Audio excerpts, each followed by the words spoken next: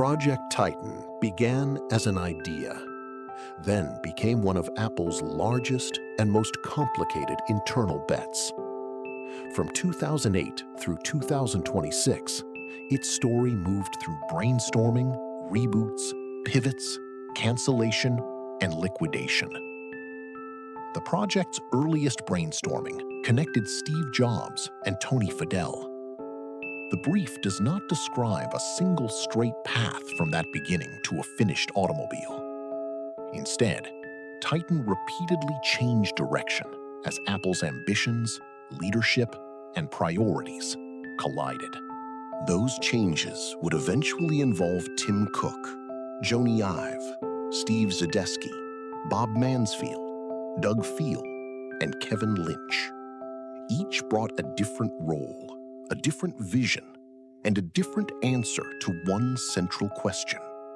Was Apple building a genuine car or protecting technology and talent from a changing industry? That question became one of Titan's defining internal tensions. The project accumulated enormous resources, while its final destination remained uncertain. At its peak, Titan involved 5,000 employees. The financial scale was equally extraordinary. The research brief places the project's total capital cost at $10 billion. It also identifies an annual burn rate of $1 billion. Those numbers transformed Titan from an experiment into a massive corporate commitment. Yet spending and headcount did not guarantee a finished product. One of the project's most important early pressures came from the automobile industry itself. Early Tesla buyout talks became a pivotal moment in the story. According to the brief, Tim Cook shut those talks down. That decision matters because it highlights a recurring Titan dilemma: build, buy, or redirect. The project continued instead of ending through an acquisition. Apple's internal effort therefore had to carry the burden of its own ambition. Leadership changes and strategic pivots repeatedly altered what that ambition meant. Steve Jobs and Tony Fadell belong to the project's earliest brainstorming history. Jony Ive later became central to the project's design vision. Steve Zadesky represented another important phase of Titan's leadership. Bob Mansfield subsequently became part of the project's evolving structure. Doug Field and Kevin Lynch also took significant roles during its later history. The brief emphasizes that their visions and responsibilities did not simply align. Titan became a place where engineering, design, technology, and corporate strategy collided. One revealing episode involved Jony Ive and a 2015 event described as a Siri mock-up ride. The brief characterizes that ride as deceptive. That detail gives the project a particularly human dimension. Behind the polished image of an Apple product, internal reality could be much more complicated. The Siri mock-up ride became one of the narrative's three major dramatic anchors. The second anchor came from the Tesla buyout discussions. The third would arrive years later when Titan finally ended. Together, those moments framed the story through ambition, conflict, and closure. Meanwhile, the project continued consuming extraordinary technical and financial resources. One of the most striking metrics was the custom AI chip described in the brief. It contained 536 billion transistors. That figure illustrates the scale of the technology efforts surrounding Titan. But the brief does not present the chip as proof that a finished Apple car existed. Instead, Titan's legacy ultimately becomes a story about technology surviving after the project itself disappeared. Another major asset was the Arizona track. The track track was purchased for $125 million. It became part of Titan's physical research and development footprint. Years later, that physical footprint itself became something Apple could liquidate. By 2024, the strategic argument had reached its final stage. On February 27, 2024, the project was disbanded in a clinical final meeting. The meeting lasted 12 minutes. 12 minutes became the final punctuation mark on years of work. The contrast is striking. Years of development, followed by 12 minutes of disbanding. For thousands of employees and an enormous technical program, the ending was remarkably compressed. The brief identifies that meeting as the project's decisive endpoint.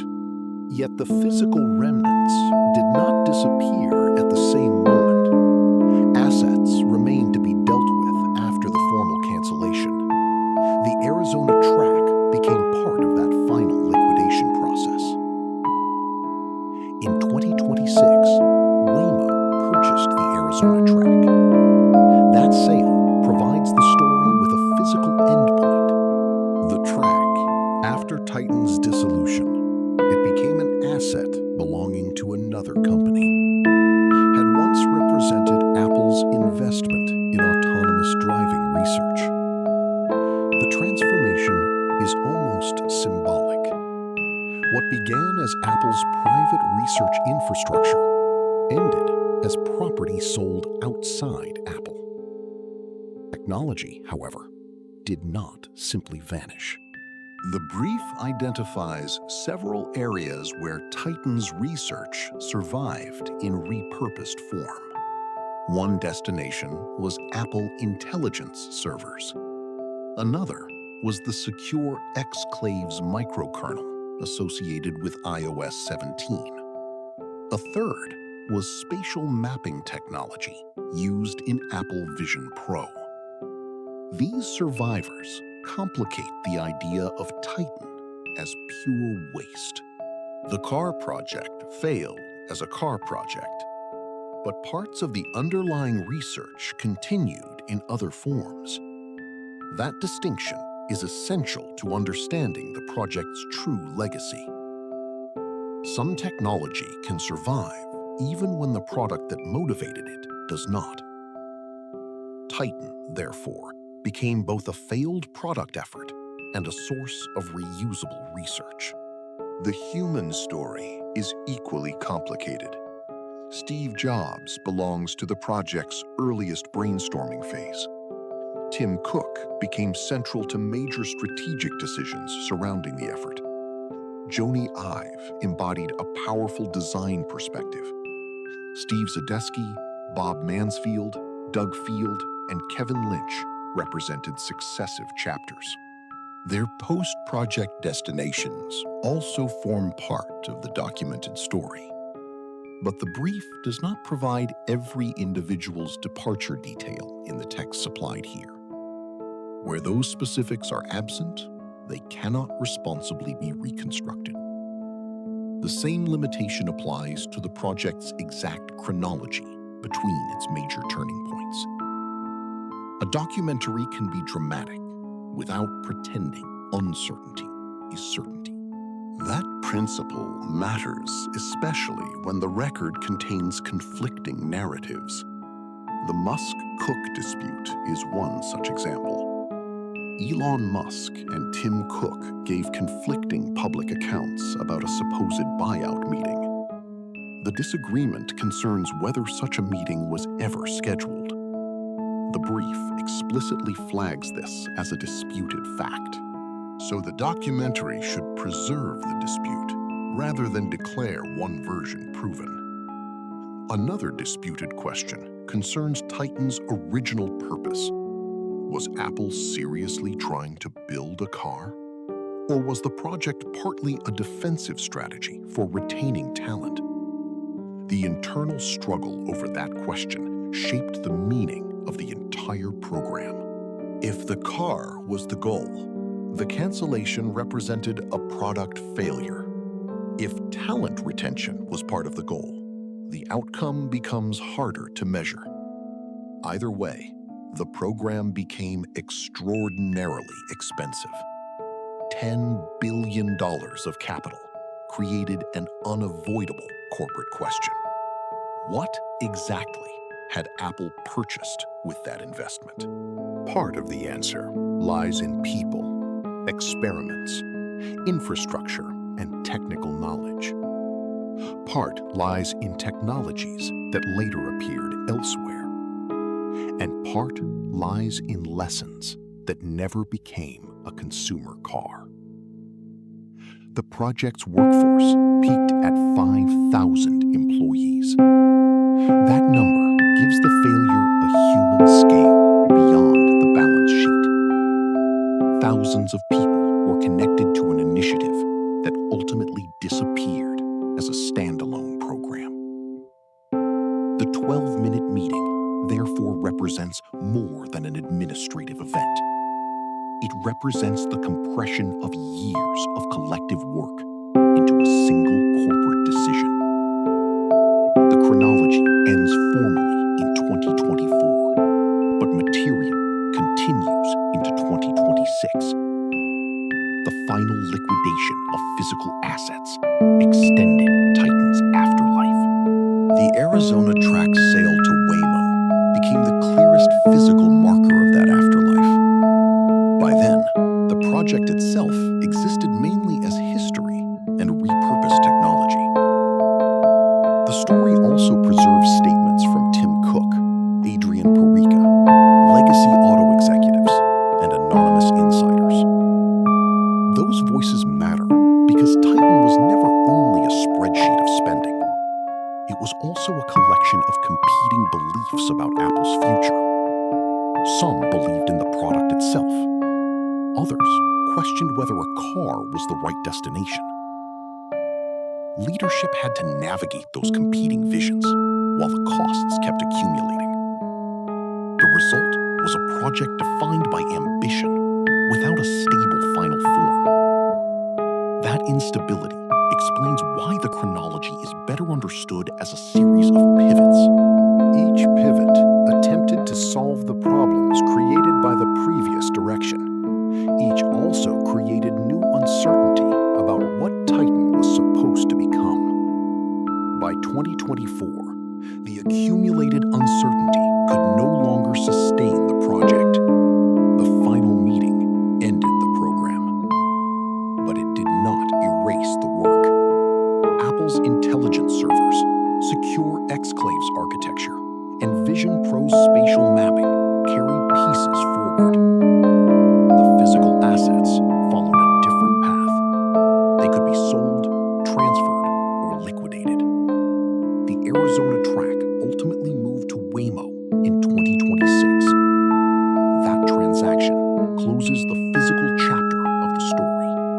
The technological chapter is more difficult to close.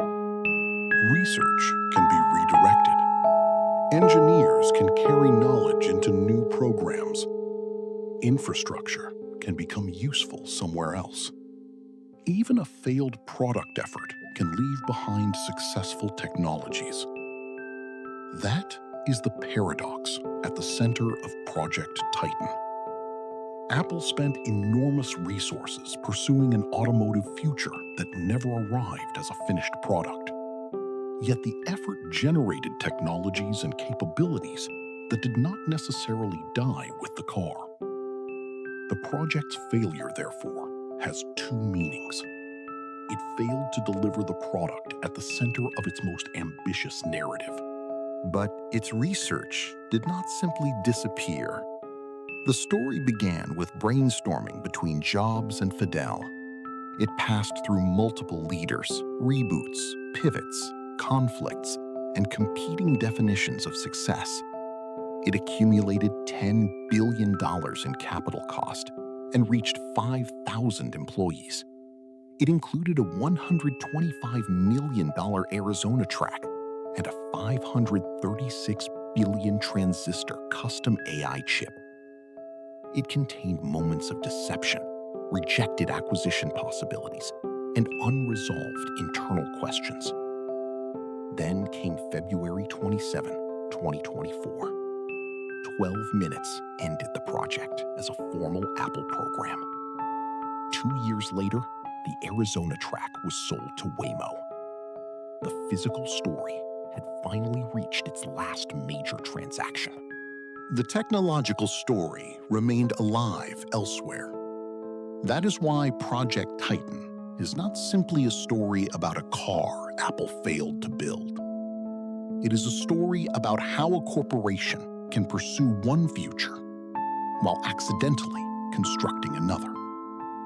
The car never became the final product.